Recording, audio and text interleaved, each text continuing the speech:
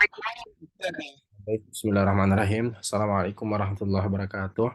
Perkenalkan, nama saya Muhammad Wildan Mauludi dengan NIM 2211601691, mahasiswa jurusan Magister Ilmu Komputer Universitas Budi Luhur.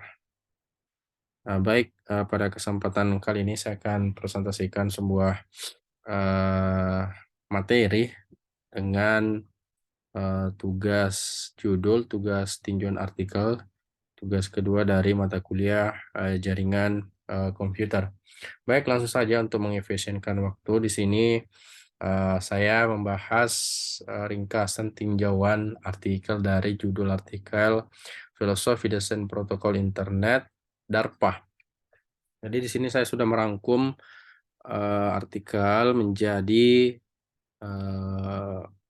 dua lembar dan insya Allah akan saya presentasikan dengan dua slide dan satu slide tambahan untuk kesimpulan. Baik untuk mengefisienkan waktu, langsung saja mungkin saya masuk ke presentasinya. Pendahuluan yang pertama, rangkaian protokol internet TCP/IP atau Transfer Control Protocol pertama kali diusulkan 15 tahun yang lalu. Ini dikembangkan oleh Defense Advanced Research Project Agency atau disingkat DARPA, dan telah digunakan secara luas dalam militer dan komersial sistem.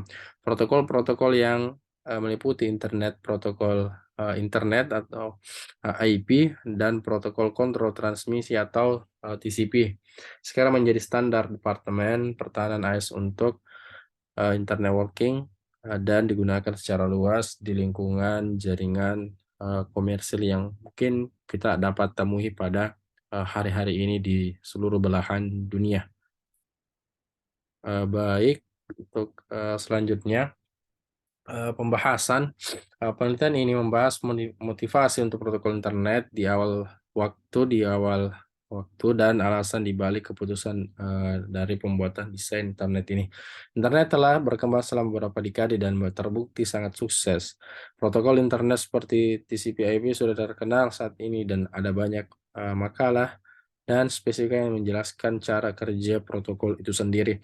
Namun pertanyaan yang muncul dalam benak kita, mengapa protokol dirancang dengan cara ini dan dengan mudah diabaikan ya dalam proses pengembangannya. Dalam penelitian ini, penulis menjawab pertanyaan ini dengan membuat daftar tujuan yang diinginkan dari internet DARPA itu sendiri yang asli dalam urutan kepentingan dari perusahaan tersebut. Prioritas tujuan yakni perancangan protokol internet. Untuk beberapa fitur, alasan perancangan mendasari dari protokol ini dimuat dalam jurnal ini.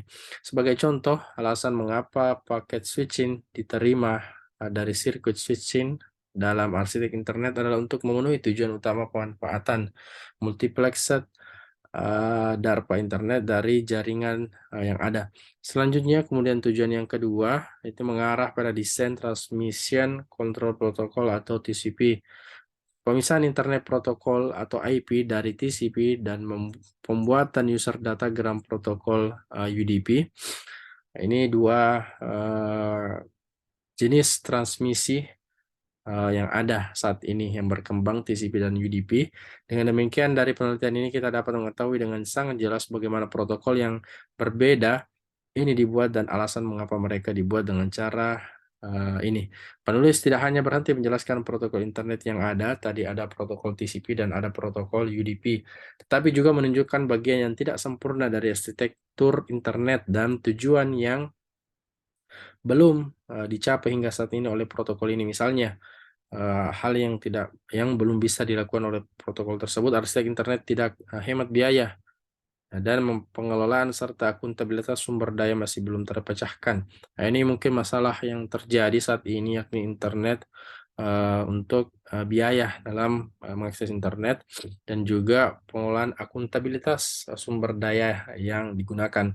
Selain itu, hubungan yang sangat menantang antara arsitektur dan kinerja dinyatakan dalam penelitian.